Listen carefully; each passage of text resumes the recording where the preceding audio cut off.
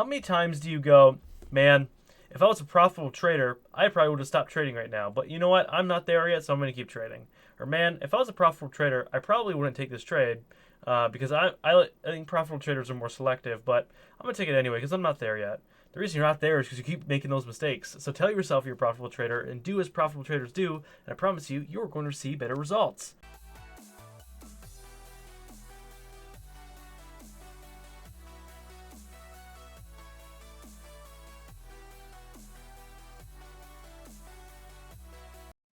So today we are going to be talking about how to get rid of or manage FOMO. If you don't know what FOMO is, it is the fear of missing out. Now, the fear of missing out is a very hard topic for a lot of traders. Traders that are even tenured and can still experience this feeling.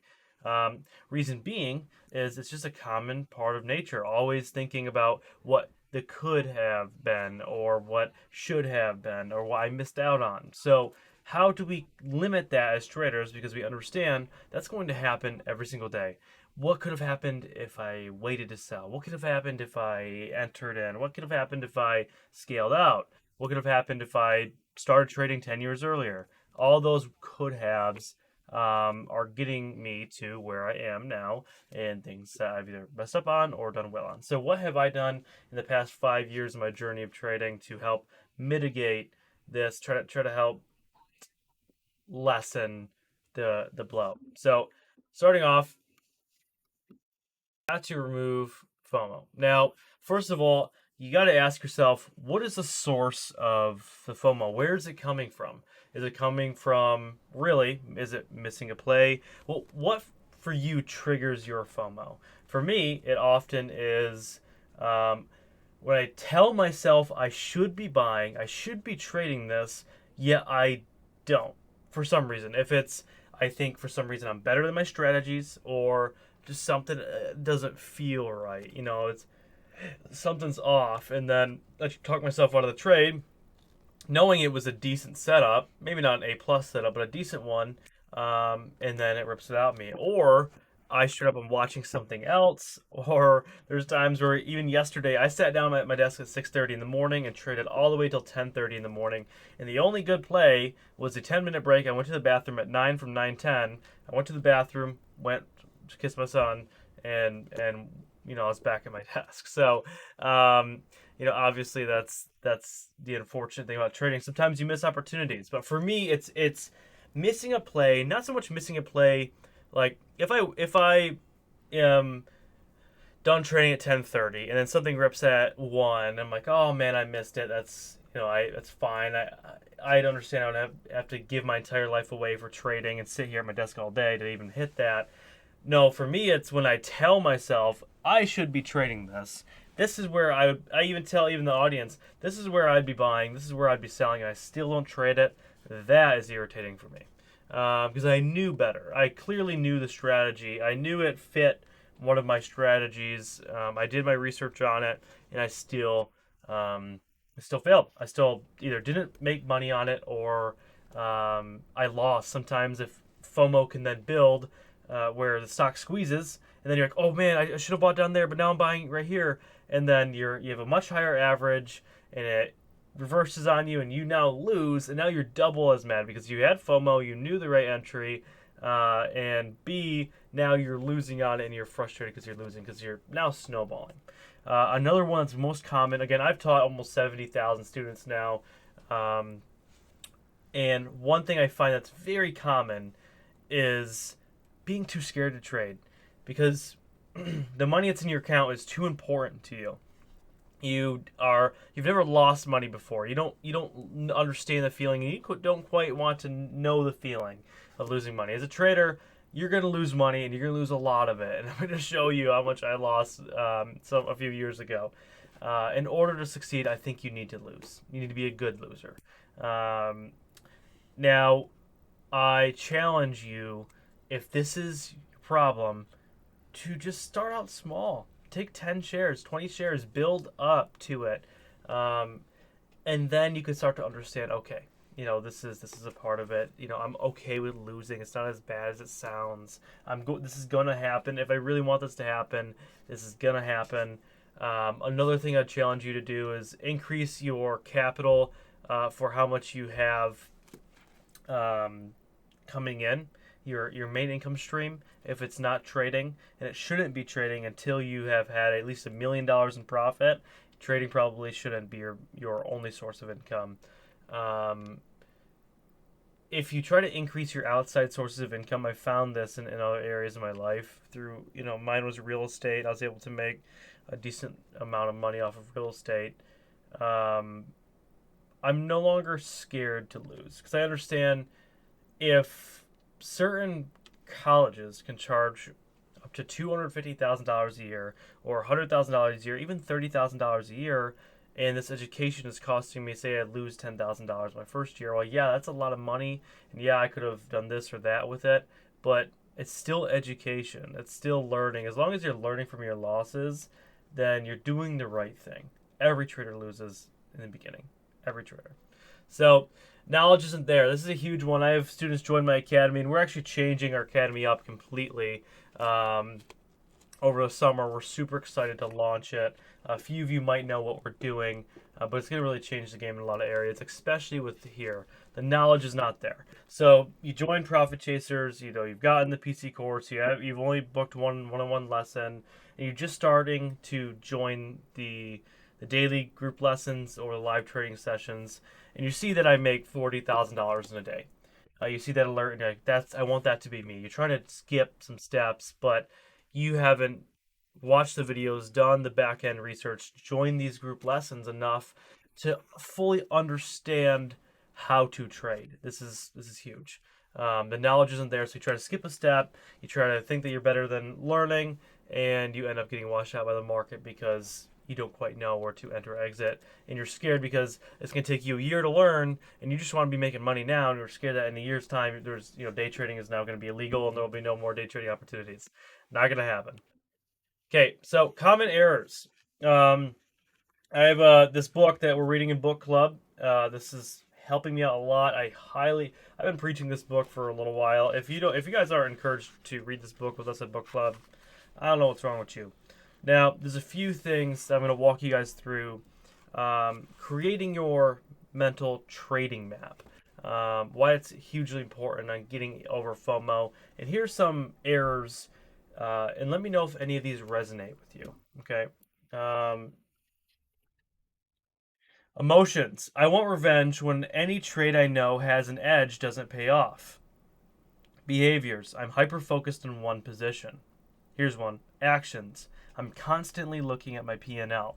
How many of you guys are just solely soaking up your P&L, not looking at the level 2, not looking at the 1 minute chart, not looking at the volume. You're just solely focused on your P&L. I'm going to say something kind of bold here. I can guarantee you, I would give you $100,000, $100,000 if over the next year you made money as a day trader just looking at your P&L. Deal? And if you lose, then you give me $500. Pretty good risk to reward for you. But I know I'm going to win 10 out of 10 times. It's impossible for you to be in minimum making at least $10,000 just looking at P&L. Sorry, it's just not going to happen. You're gambling. You're better off playing that what's that rocket game on that game like Stake where it just goes up, multiplies, and then crashes. You're better off playing that. It's what you're playing. It's what you're doing. If you're just staring at your P&L and the second you're up $100, you take it. That's it's not it. It's not going to work. Promise you. Over the test of time, it's not going to work. That's why over the test of time, roulette doesn't work. Over the test of time, certain gambling things and casinos, just if you play it out over the test of time, it's not going to work. Okay. Just to let you know, we're gonna go in that in just a moment. Um,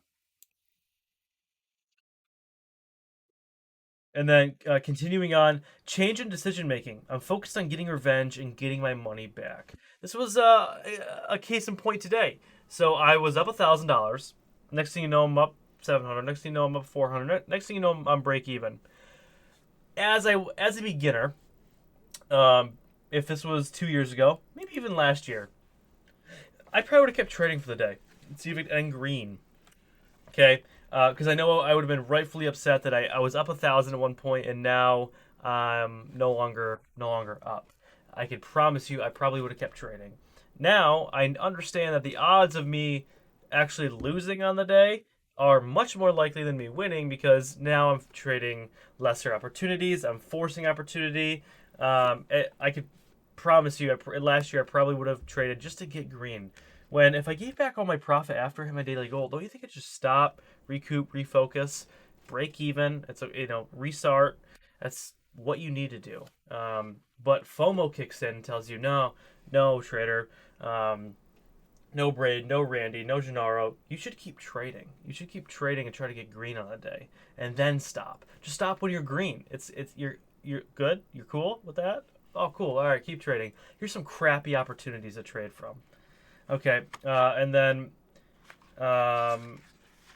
last few are um, change in market perception. I'm reading too much into price action, convinced I can predict price movement. This is a huge one. How many of you guys do analysis paralysis and have a gajillion indicators on, and you're like, this is the setup, and really you're just tilting your head like this, like, oh, that looks nice, but it's really not if you're looking at it straight on. If it doesn't meet one of your setup or strategies, you shouldn't be trading it. A lot of these guys can just trade away, trade their life away. Um, and the reason is they convince themselves, they're so good at convincing themselves that this is a good opportunity when rightfully it's not. And you see that a lot, even entrepreneurs, period. They think, any of you guys have like a crazy uncle that just thinks every opportunity is a good trading opportunity? I mean, or good, not good trading, good investing opportunity. How many of those businesses failed? A lot. Not all investment opportunities are good opportunities. Okay. And last one is I'm taking the same trade over and over until it's clear I'm wrong or getting nowhere. Um, Hence, investing in the knowledge. Don't do it the hard way. So moving on. This was kind of my milestone, as you will. I started 2018 trading with real money. Before that, it was all paper. And then in 2020, 2 years later, I got my account up to, it was December, January, and went from 25K to about 85,000 in about 2 months. Um, and what's crazy is, I just turning 18. I just turned 18. I was 17 turning 18 in December. Um, making almost six figures in 2 months was pretty good. Really good because I was making $20,000 a year working construction. So I made, I don't know, three to four times my salary in a short amount of time. And then at that point, I had the confidence that no matter what happens, I can trade and make money. Um, I'm just that trader, right? I'm an anomaly. Harvard's going to study my strategies as to why I always win. And that's not the case. I literally have thought that before. I still might be thinking that.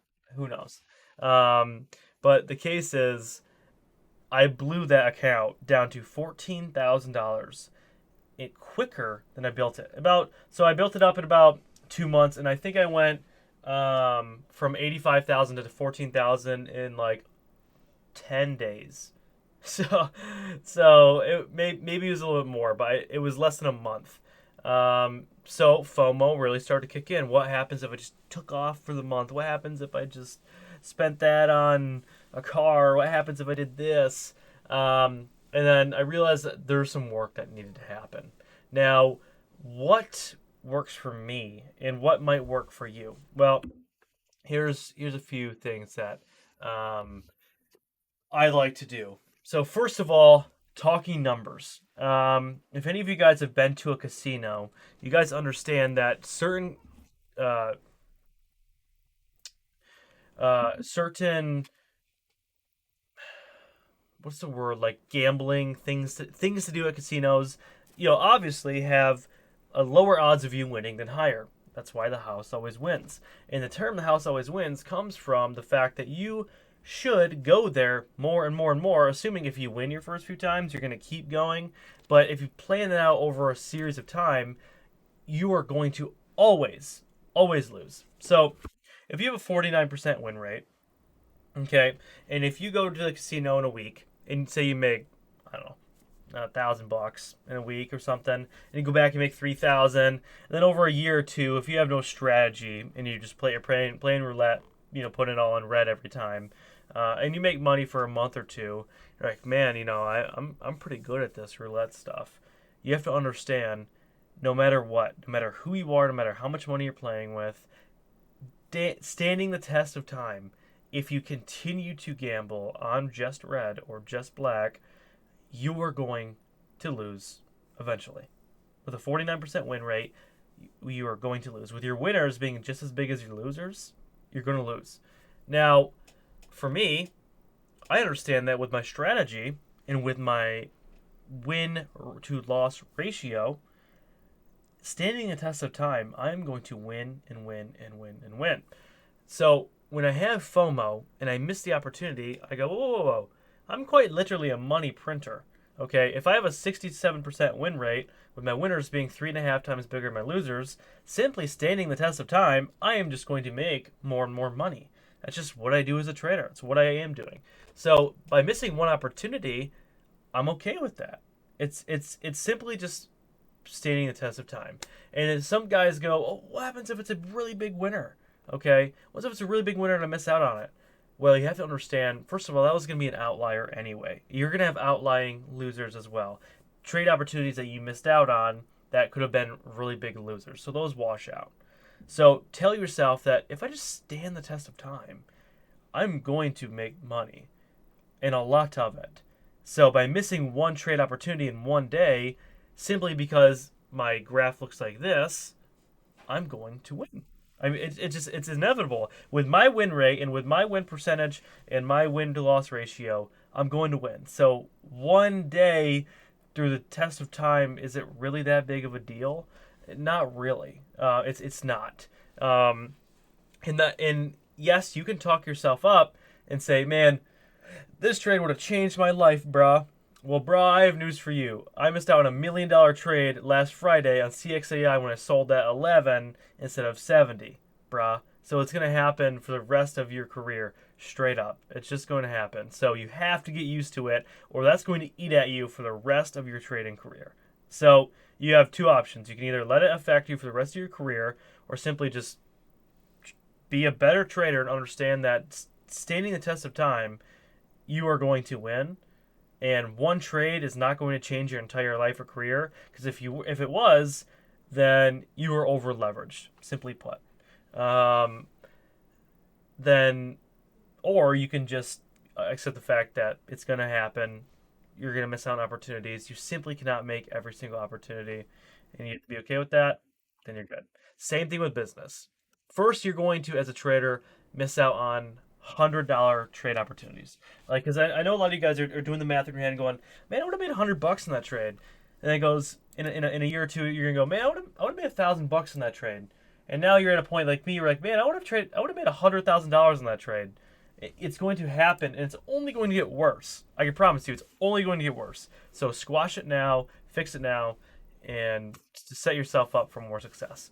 Find the route, plan around it. Okay, so first of all, what triggers your FOMO? For me, it's when I tell myself this is a good trade opportunity and I don't take it. So now I've been taking more opportunities and trading more because I know, man, I would rather just take a small position in the stock if I'm a little uncertain, but I'm telling myself this is a good opportunity, than just missing out entirely and having FOMO. So if my normal position size would be 2,500 and I'm getting that feeling of like, man, this might not be the best opportunity, then I'm taking 1,000. I did it today.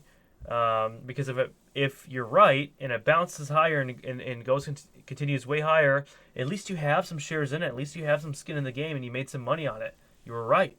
So for me, if it's a good trade opportunity and I'm above PDT, then sometimes I'll just take a lighter position size, and that way I don't feel FOMO. If I lose $50 on it, I have to understand that I'd rather lose $50 and not have FOMO than have a monstrous amount of FOMO sitting in my stomach and forcing a trade opportunity with decent size to try to double my win because I missed out on the previous one.